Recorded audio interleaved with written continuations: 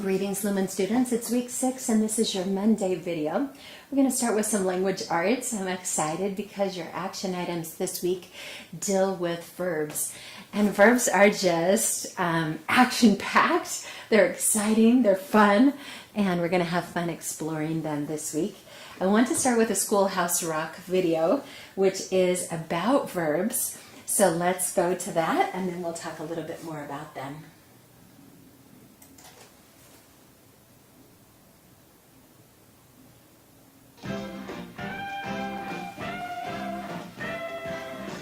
My thing in action.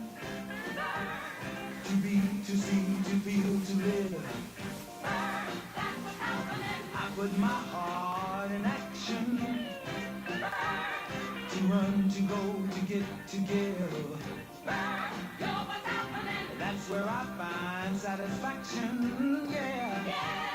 To search, to find, to have, to hold. When I use my imagination, I think, I plot, I plan, I dream, turning him towards creation. I make, I write, I dance, I sing, when I'm feeling really active. I run, I ride, I swim, I fly, other times when life is easy. I rest, I sleep, I sit, I lie. That's what's happening. I can take a noun and bend it, give me a noun. That's both break and clown. Make it a verb and really send it. Show me how. Oh, I don't know my own power. I get my thing in action, in being, in doing, and saying. A verb expresses action, being or a state of being. A verb makes a statement. Yeah, a verb tells it like it is.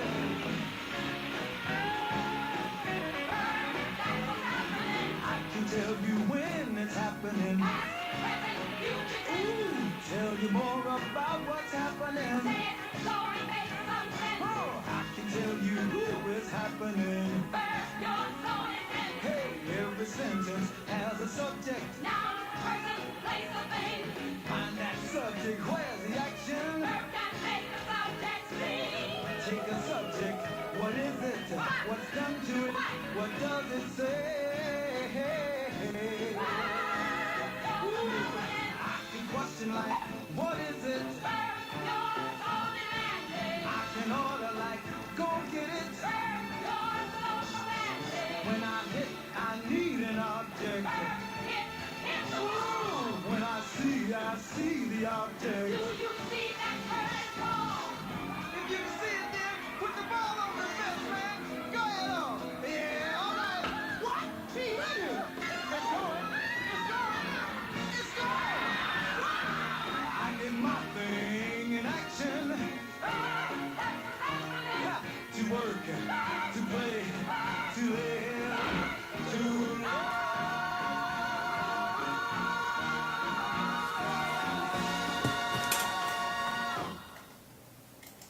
All right, gotta love the classics, you know.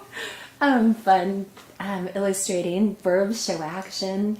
Nouns can also become verbs, often by adding an ing. Want you to do just a quick activity to get you thinking about verbs for a minute, students. Matt, I want you to write down what actions would you associate with a farmer, okay? So just do that really quick on any kind of scrap piece of paper. Maybe you've written down something like planting.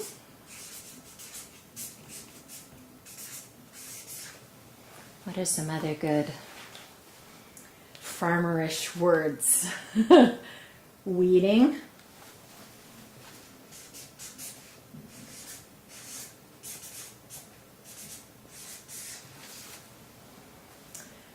Plowing. Yeah.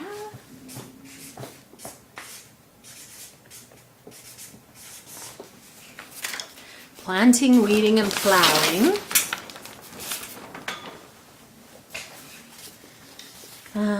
Harvesting. Maybe you didn't think of that one, but that's when you get a pick and enjoy what you grew, harvesting, watering.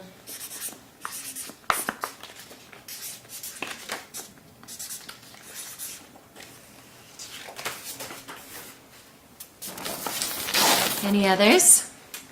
Okay, I want to share a picture book with you about a very unusual farmer. His name is Harvey Potter. This book actually came out before Harry Potter. Kind of interesting play on words there. Harvey Potter and his balloon farm. I am going to see if you can write down as I read some of the verbs that Harvey Potter uses. So we'll see if you notice any planting, weeding, plowing, harvesting, or watering, or what other verbs this interesting story includes. Let me pull up the pictures for it. And keep your scratch piece of paper in front of you. And let's see if we can find some kind of really interesting words that this farmer uses. What actions does he take to grow balloons? It's crazy. And could you actually do it yourself? Is the question. Okay, here we go. Make sure I'm still mirroring. And let's read Harvey Potter's Balloon Farm. It's by Mark Beener and illustrated by Jerdie Nolan. Actually, it's written by Jerdie Nolan, illustrated by Mark Beener. Harvey Potter was a very strange fellow indeed. He was a farmer, but he didn't farm like my daddy did. He farmed a genuine U.S. government-inspected balloon farm, and no one knew exactly how he did it. Some folks say it wasn't real, that it was magic. But I know what I saw, and those were real actual balloons growing out of the plain old ground. Harvey Potter had some of the prettiest colors you'd ever want to see in a balloon. Pleasing purple, orange ray sun, yellow. There was a ripped two-shot red and a jelly bean black, a bloomin' blue, and a grassy green. He had all kinds of shapes, too. Round balloons, long ones, animal shapes, clowns with big noses and mouths. He even grew monster balloons with scary faces and great big sharp teeth in time for Halloween. I tell you, there's the scary faced ones. I tell you, Harvey Potter was a strange fellow, all right. To look at him, he was quite plain. Never wore nothing to draw attention to himself. His hair was kept close cropped to his head. Overalls with his shirt underneath were his uniform. Nothing special about his face either. What wasn't so plain about him was the conjurer's stick he carried with him wherever he went. Sometimes he used it to scratch his back, but mostly he just carried it under his arm. It was Weasel Mayfield who called the government on him. So the government came out to Harvey Potter's balloon farm bright and early one morning. Our whole town turned out for them. And though nobody said what we thought, we all held our breath hoping that we could keep our balloons. We never knowed how to grow nothing but trees, maples, sycamore, pine, oak, and regular kinds of stuff like corn and okra and tomatoes. But Harvey Potter grew balloons, and no one knew what he used for seed either. Anyway, the government men were standing around in white coats and white hats and white gloves. They kept us so far back we could hardly see, but I climbed right up in the sycamore tree and I saw everything. They pulled and they poked, and finally they pricked one of those plants with a pin. What was supposed to happen did. The balloon popped. Even they couldn't argue with that. And so, that'll be better. So they gave Harvey Potter the right to grow balloons. He never asked them for it, mind you, but he took it anyway, just to be polite. Let me tell you, it made everybody happy. Well, almost everybody. Weasel was sore. Now, I had quite an interest in Harvey Potter's balloon farm, and I decided I was going to get to know him. He didn't seem to mind. In fact, he'd let me get to know him right good. I'd bring him lemonade, sit on his porch and swing in his swing. But he never would confide in me about how he grew those balloons. I didn't pry. After a while, I disliked going around him. He didn't ask you no questions about why you weren't this or that. He just let a person be. He let a person sit and think out loud sometimes, and well, that's a mighty good thing to do. Still, something in me was a hankering to know. So I decided I was just going to go out there in the nighttime. that was when he did his field work. I told you he was strange. Students, this is where I want you to pay attention to the verbs that are used to describe Harvey Potter. If you see an action that Harvey Potter is doing, please just jot it down in your notes. Okay? Listen again for those verbs that show action. They may include some ing words, okay? But not always, so listen carefully. Okay? You may also want to describe the verbs associated with his conjure stick, okay, as well. Harvey Potter, the actions he takes as well as the actions his stick takes. To this day, I'm indebted to that sycamore tree and to that big old moon. It was as full as it was wide that night, and I saw him the second he opened his door, plain as day. He stood there on his front porch, hands inside his pockets, looking straight ahead where the fields were, and that conjure stick was under his arm. He just stood there, eyes staring straight ahead at something off yonder a ways, and then he came down off that porch. Step, step, step. His steps all seemed so big and so loud. It must have been his heavy field shoes. He walked down to the field and without a sign of warning, commenced to holler. The next thing I knew, he started dancing and prancing with that stick held out in front of him like it was his dancing partner. And then that stick started to glow, a nice orangey color, and it stood up directly on its own. And when it rose up into the air, Harvey Potter rose up right along with it. The two of them were making some mighty fine footwork, 6 feet or so off the ground. They were a-floatin' and a-bobbin'. Why, it appeared as if the two of them had turned into glowing balloons themselves. Although it was a very strange sight. Altogether, it was a very strange sight, which got even stranger. Harvey Potter dropped back down to the earth, grabbed hold of that stick, and waved it around over his head. He whooped, and he hollered, and he yelled as he carried on so.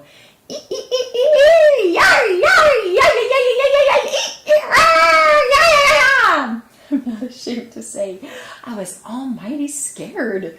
I would have jumped right down and ran for home, but my eyes were just plain glued to Harvey Potter.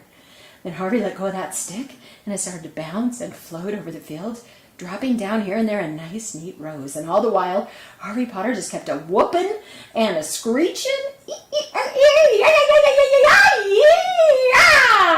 All of a sudden, that stick came to a complete halt and flew right back into his hand. That's when Harvey Potter stopped screeching. He turned around and looked directly up at that sycamore tree. I thought for sure he saw me. But I guess not, because he turned back on around and went into his house and didn't come out again. I climbed down and fell off to sleep waiting, and in the morning when I woke up, wet with dew and shivering cold, little bitty colored mounds were popping up all over the ground. When I ran back after supper time, they had all come up in the glory of that day's sun, and I tell you, it was a sight. Harvey Potter saw me out there in his fields admiring his latest crop of balloons, and he said I could take as many as I wanted.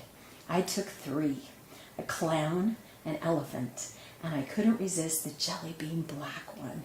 I didn't touch the monster ones on account of they were too plain scary. Oh, those were the times. Harvey Potter went right on growing the best, prettiest balloons this side of anywhere, and we never heard a word from the government's men again either. As for Weasel Mayfield, he was so riled up over the fun we were having with our balloons that he packed up and moved off to parts unknown. I remember those days well. It was the summer of '59 when I was hankering to leave home myself to find out what the world had to offer. Harvey Potter grew me a balloon that was big enough to carry me off. And that's how I landed in this place here. I never did go back home, and I never did want to. This here place was just right for me. And these days I farm. I'm not one to brag, but I've harvested my 32nd crop of balloons. Now, I don't grow mine the exact same way as Harvey Potter does on account of I am not Harvey Potter. I have my own methods. Maybe I'll show you someday.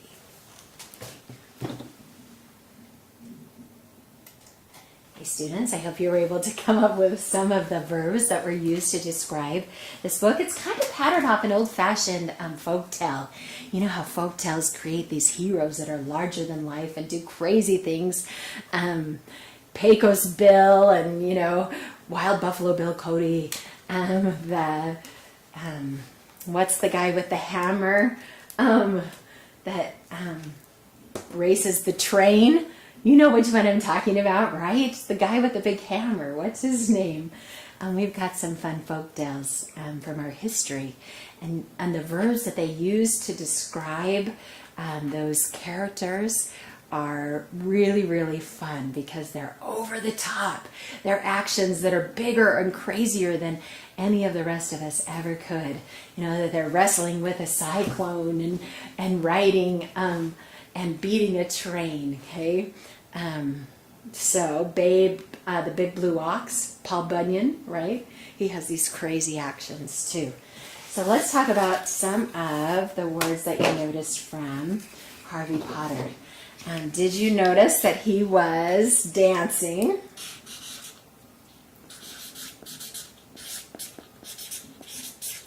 Prancing, bobbing,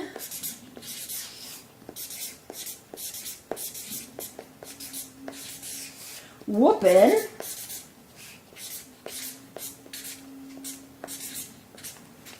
and a hollering. Okay. Not exactly your typical farming behaviors. A screeching.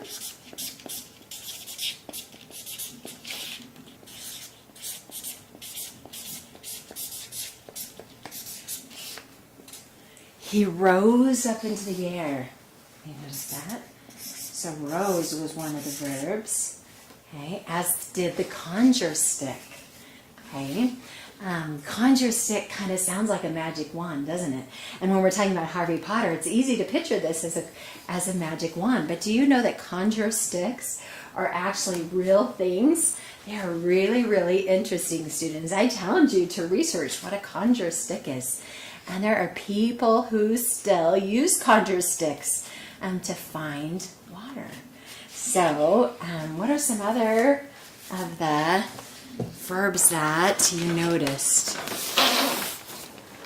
Let me see if I can look some more in that section and see which ones I missed. Dancing and prancing. He rose up in the air. Okay, they were bobbing and a-floating, so I didn't get floating. Okay. He dropped back down to earth, and he waved. Did you get the wave, the stick above his head? He whooped, and he hollered and yelled. Okay. And he started to bounce and float, dropping down here and there in the nice, neat rows. Well, that was the conjure stick that was dropping down here and there. Okay. And he stopped screeching and turned to look at me. Okay. Pretty fun images of the different verbs that Harvey Potter does as he farms.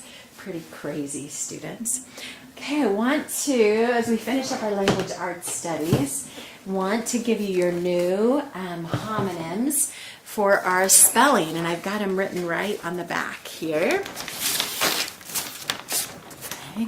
Male and mail. Okay, those are easy. Of course, mail is what you receive from your postman, letters and cards and envelopes. Male is the opposite of female, okay, so boys. Nun or nun.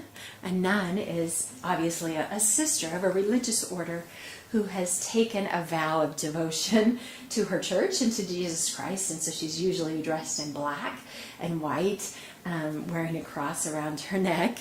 Nun, of course, means 0, zip, nada, 1, the number, and then 1, as in victorious, we won the game. Our next set include pail, meaning a bucket, as well as pale, pale face, racket, and racket. Okay, these two are interesting. So racket, that's like a tennis racket or racket ball, and the racket that you use in tennis or in badminton, those are rackets. Okay, sports with rackets. This type of racket means a loud noise, a clamor. Okay, it's really there's such a racket in here. Can you guys knock off all this racket? Okay, that is the meaning of that word, racket. Okay, it is also an illegal activity or an enterprise. So, like a mob is involved in a racket, a scheme to cheat people out of their money. And that's the word that you would use for that as well. Some more homonyms, students. Sod. Okay, like to use a saw, S-A-D, to cut a board. Sod versus sod, S-O-D, means the grass at your feet. Right? You can order sod and it comes in pieces. They've cut it out of the ground and you can lay that sod down on your own lawn when you get a new one. Tail, okay? On your backside, a dog would have a tail versus a tale. This was a tale that I just told you, like a folk tale, right? A story. Versus tale is the end of something. Vary is to differ. Okay. Vary. They participated in varied activities, meaning different types of activities. Okay, that's the past tense expression. Vary. I want to vary the videos so that you're not always bored, and I've got different things going on, so you're interested in them. Vary is an adverb that shows emphasis, so it makes it even stronger.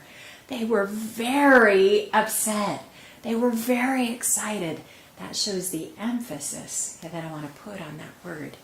Okay. And our final ones are knight. Our knight in shining armor, trusted warrior from medieval Europe.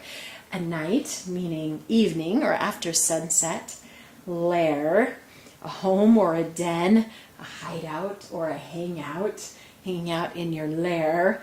And a layer, one thing placed directly on top of the other, is a layer. L-A-Y-E-R. You'll be able to find all these words, students, in the lessons section of Brightspace. You can practice them this week. We'll have lots of quizzes and riddles and mystery games to play with them this week so you can learn to identify the difference. And then you can take a spelling test on it next week as well. All right, I have now just some history information for you. We're going to be learning, students, we're focusing on Egypt for our research challenge this time. For those of you who are LIL students, live interactive learning students, guided instruction students, you're welcome to play along with us if you would like to. We're going to be learning about the 7 wonders of the ancient world. We read last week about the Hanging Gardens of Babylon and how interesting those were, students. Today we're going to learn a little bit more about the Great Pyramid of Giza. And I've challenged you to create a cartoon of a how-to, cartoon showing how to build a pyramid, how to make a mummy, how to be a pharaoh, how to live like a pharaoh, or how to walk like a regular everyday Egyptian. And you need to find 9 different steps to help you. I want to read a little bit about, from the Story of the World, about both making a mummy and making a pyramid. Okay? And then I will show you where you're going to go to make the cartoons for LIL students. And guided instruction students, this may be something you want to try as well. Okay? During the Old Kingdom of Egypt, the Egyptians began to make mummies for the first time. Mummies were the bodies of dead people treated with spices and salt and wrapped in linen so that they wouldn't decay. The Egyptian believed that dead people went on to another life in the afterworld, but they also believed that the dead could only enter the afterworld if their bodies were preserved, and this is called embalming. Embalming was a very complicated process. Only priests or men who were in charge of worshiping the gods were allowed to make mummies. And it took more than 2 months to make a mummy. All right, so we've got some steps already. Okay? First, you've got to be a priest. And second, plan on taking 2 months. Let's imagine that we're back in the old kingdom of Egypt at the time of the Pharaoh Cheops. Cheops had been Pharaoh for years. He has made Egypt's army strong, and he's kept Egypt safe from enemies. But in the middle of the night, word comes from the palace that Cheops is dead. Instantly, the priests start to make preparations. They collect all the things they'll need to make Cheops' body into a mummy: salt, spices, oil, and linen. Cheops is carried from the palace to the temple where the priests are waiting for him. The priests take the body to a holy place inside the temple. They wash it with wine and spices. Then they take all of Cheops' organs, his liver, his stomach, his lungs, and his intestines out of his body. They cover the organs with special spices to preserve them. Cheops' heart gets special treatment. The chief priest takes the heart out, washes it, wraps it in linen strips, and puts it back into Cheops' body. Let's see. The Egyptians believe that Cheops will need his heart in the afterlife. They think that when Cheops reaches the afterworld, the god Osiris will weigh his heart in a special scale. If his heart is good, it will be light, and Cheops will spend the rest of the afterlife in happiness. But if his heart is full of sin, it will be heavy, and a monster will eat it. After they finish with the heart, the priests cover the pharaoh's body with salt and more spices and leave it covered for 40 days. And during this time, the Egyptians mourn the death of their king. When 40 days have passed, the priests come back and uncover the body and the organs. They wash the organs and the body again and cover them with oil and more spices. They put the liver, the stomach, the lungs, and the intestines into 4 special jars called canopic jars. Each jar has the head of a god on top of it, and those gods are supposed to protect Cheops' organs. Then the priests wrap Cheops' body in strips of linen. They put special pieces of jewelry between the linen strips, and the jewelry is supposed to protect Cheops on his journey to the afterworld, just like magic. Then they make a gold mask that looks just like Cheops and put it onto the mummy's face so that the gods will recognize the mummy when Cheops arrives in the afterlife. That's a good idea, right? He's wrapped in linen. They're not going to tell who he is. Finally, the chief priest holds a special ceremony. He touches the mummy's mouth with a special tool, and he thinks this will allow Cheops' mummy to hear, see, and talk in the afterworld. Finally, the mummy is finished. But before Cheops is buried, he has to be put into 3 coffins. The first coffin is gold and has Cheops' face on the outside. This gold coffin is put into a wood coffin to protect it. Then Cheops' wooden coffin is carried through the streets in a huge funeral procession all the way to his tomb, a pyramid. Inside the pyramid is a special burial chamber. The chamber has a big stone coffin in it called a sarcophagus. The wooden coffin is placed inside the sarcophagus, and the stone lid of the sarcophagus is so heavy that 4 men have to push it into place. Now Cheops' mummy is safe inside its coffin, and his spirit can begin the journey to the underworld.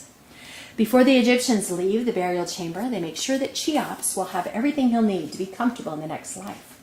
They fill the chamber with furniture, jewelry, clothes, and food for him to use. They leave toys and games for Cheops to play with, and scrolls for him to read.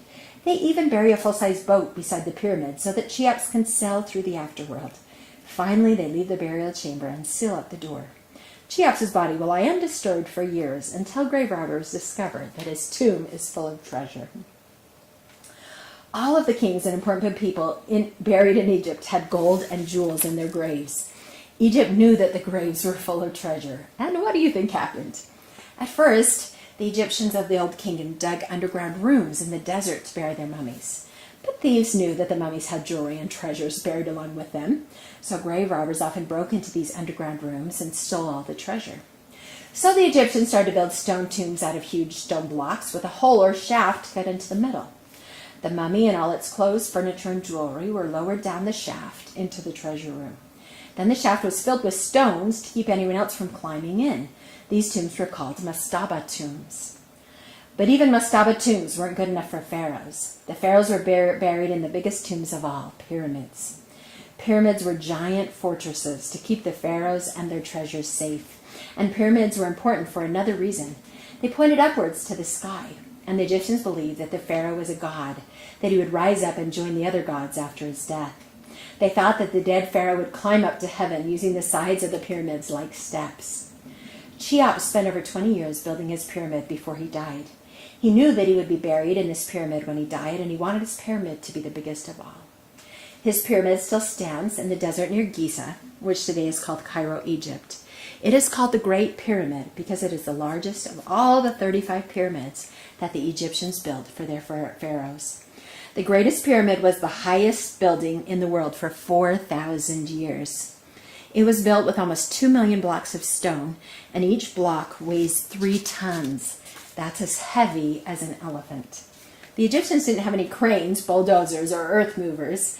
Instead, they cut the stone blocks out by hand with copper and stone tools. Then they built ramps out of rocks and earth up the sides of the pyramids and dragged the stone blocks up the ramps with ropes.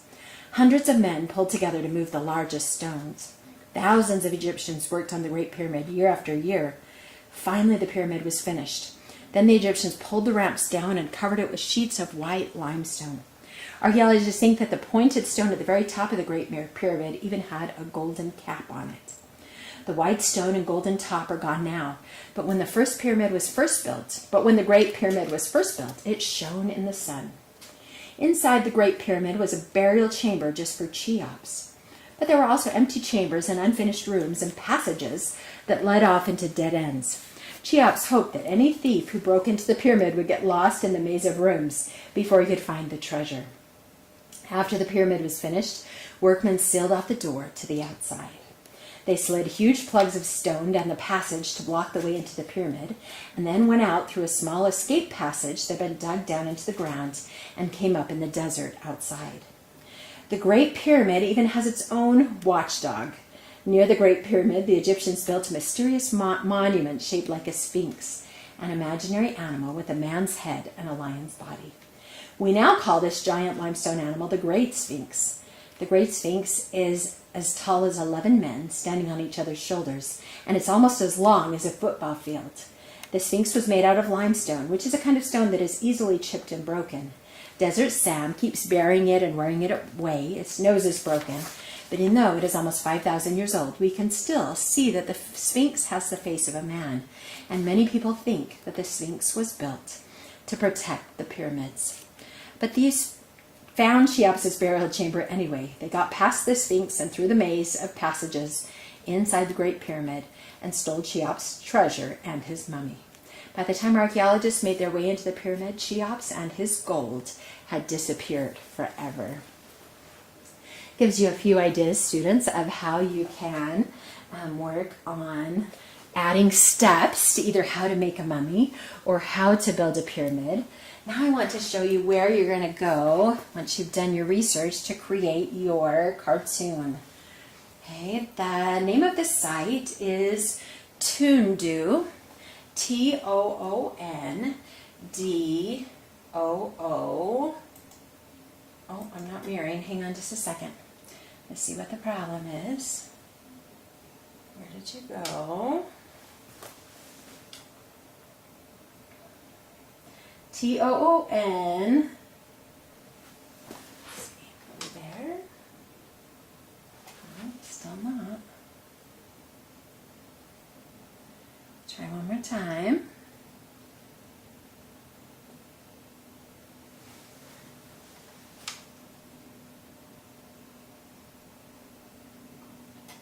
All right, why are you having a hard time mirroring? Wanted you to see this website, students. Maybe I'll try from my iPad instead. Let's give it another second.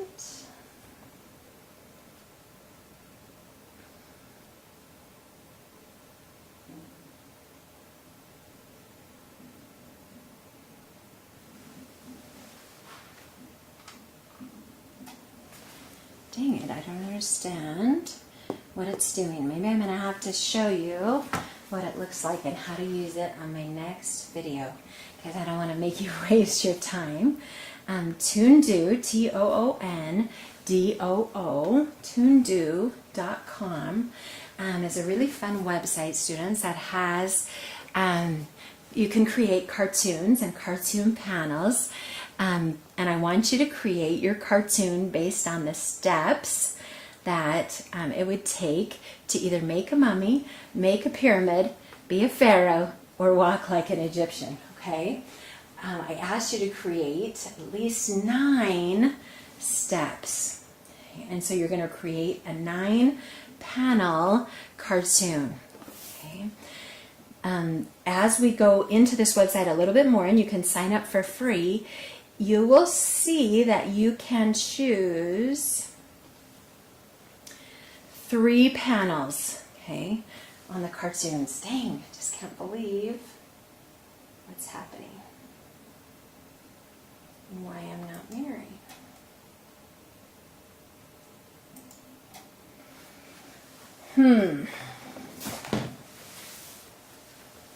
So you'll need to do 3 different 3-panel cartoons, students.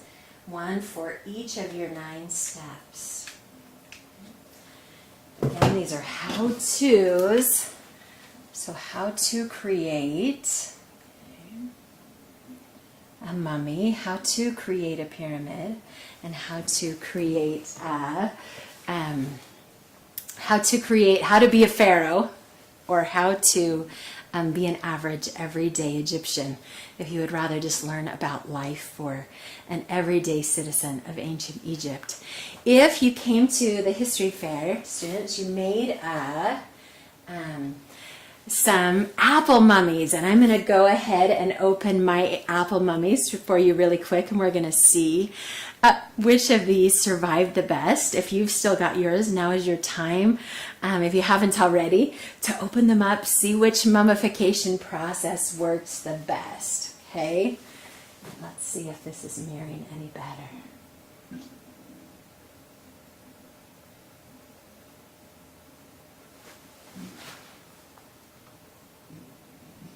Still not. Okay, hang on.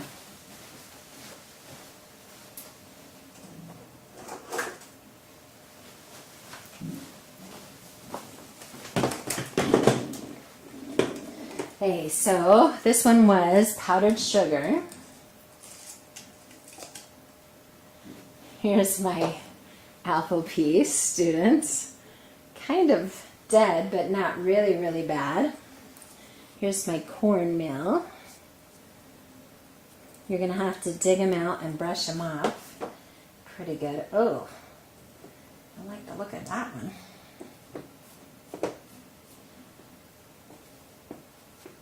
I wonder if I should have like a paintbrush or something. You know how archaeologists would have those little brushes to like brush free all their all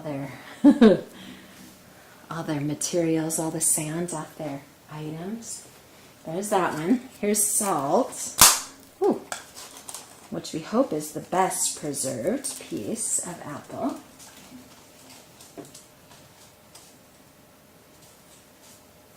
Oh yeah, that looks awesome. Oh my goodness, it almost looks like I could eat it. It's still so fresh. Wow, that's crazy. That's been in there a long time. Here's the flour one.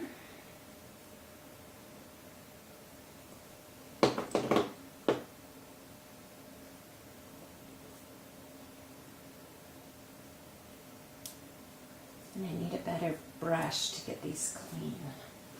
Okay. Pretty hard and dead, but not too moldy. Ew. Ew. The quinoa one is growing stuff. Ew. It's black on that side. I don't want to touch that anymore. And finally, the baking soda one.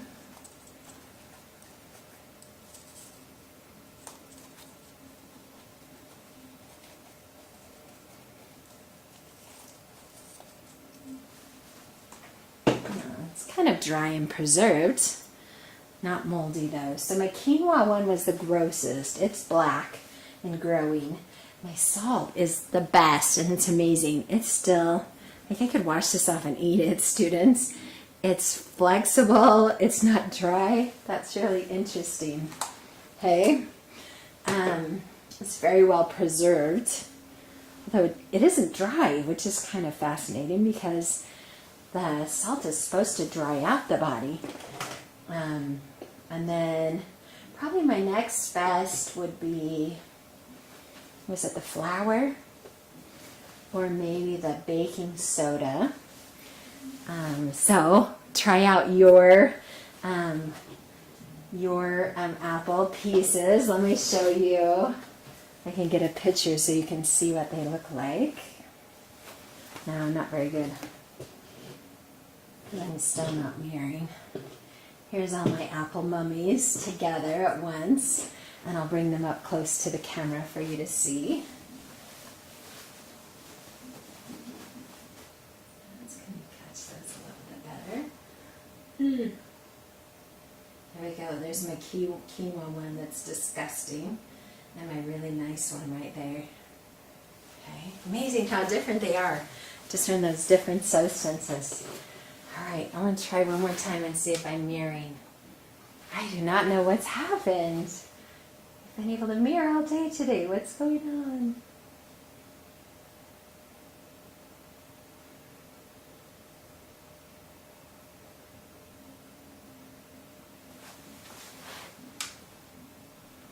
But still not. Okay, good luck. We'll hope we'll be able to show you a little bit more about TuneDo a little bit later, students, or I'll share that with you when we're doing our online room in homeroom, and you'll be able to see a little bit better how to utilize TuneDo to create your cartoon. Thanks for joining us today. We'll catch you later.